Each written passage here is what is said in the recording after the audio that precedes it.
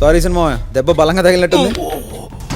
ఇదే ఈ తొందర వద్దన్నది. కట్అవుట్ ఉంది కానీ కంటెంట్ లేదు. సర్లే, లోపల పెదమామతో చిన్న సెటిల్మెంట్ ఉంది, చూసుకొని వస్తాను.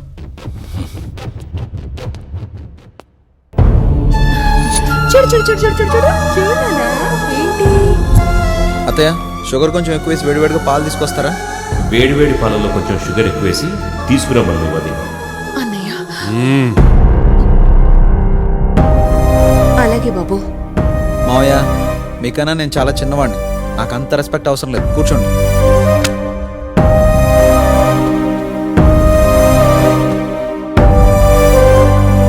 ఇగో వచ్చింది ఇంటల్లుడు కాదు మర్యాద చేయడానికి. అంతకన్నా ముందే వాడు నా మేనల్లుడు. ఇదిగో నాన్నా.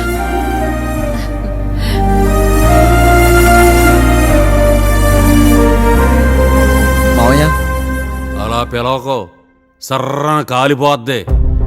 ఎందుకు మావయ్య? కోపమా, ద్వేషమా, పగ? అసహ్యం. మీ తాత, మీ నాన్న, ఇప్పుడు నువ్వో. ఏం చేసాం? మోసం చేసామా? చేస్తూనే ఉన్నారు. నా కూతురు గేలం వేసావు, నా ఆస్తికి వాలేసావు. దొరకనివ్వను, నిన్ను గెలవనివ్వనురా. పెద్ద పెద్ద తిమింగ్లాన్లే మింగేశాను. పేత పరికివి నువ్వేంతరా? నీ ముందు నేను ఎప్పుడు చిన్నవాడినే మావయ్య.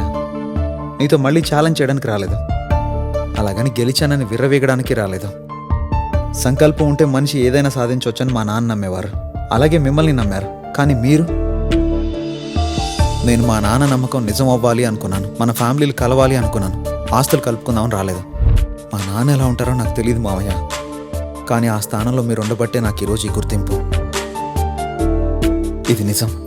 నేను ఈ స్థాయికి వచ్చానంటే కారణం మీరే. పగ తీర్చుకోవడానికి రాలేదు మావయ్య, ప్రేమను పంచమని అడగడానికి వచ్చాను మావయ్య. నేను గెలిచానని మీరు అనుకుంటున్నారు, నువ్వే గెలిచావని నేను అనుకుంటున్నాను. పగ తీర్చుకోవాలంటే నేను మీ ఇంటికి రావాల్సిన అవసరం లేదు మావయ్య. మహికి సైగ చేస్తే చాలు, నువ్వే కాదు దేవుడు కూడా ఆపలేడు.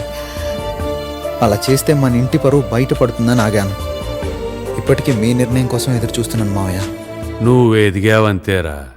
దాన్నిచ్చి పెళ్లి చేస్తేనే నువ్వు గెలిచినట్టు. ఆ జరగదు. ఆ మాట మీ గుండెల్లో నుంచి రాలేదని మీ కళ్ళు చెప్తున్నాయి. మీరు మారిపోయారు మావయ్య. ఇప్పుడు మీరు మిమ్మల్ని మోసం చేసుకోవద్దు. మాట అబద్ధం చెప్పొచ్చేమో కానీ మీ కళ్ళు నిజం చెప్తున్నాయి. అప్పుడు మా నాన్న మీ వల్ల నష్టపోయారంట, నిజం నాకు తెలియదు. ఇప్పుడు నీ వల్ల నేను లాభపడ్డాను, ఈ నిజం నాకు తెలుసు. ఈ గెలుపు నీ గెలుపు మావయ్య. మా నాన్న నమ్మకం నిజమని నేను నమ్ముతున్నాను. ఆ నమ్మకం నిజమని మీరు నమ్మితే మహాలక్ష్మి తీసుకొని మా ఇంటికి రండి.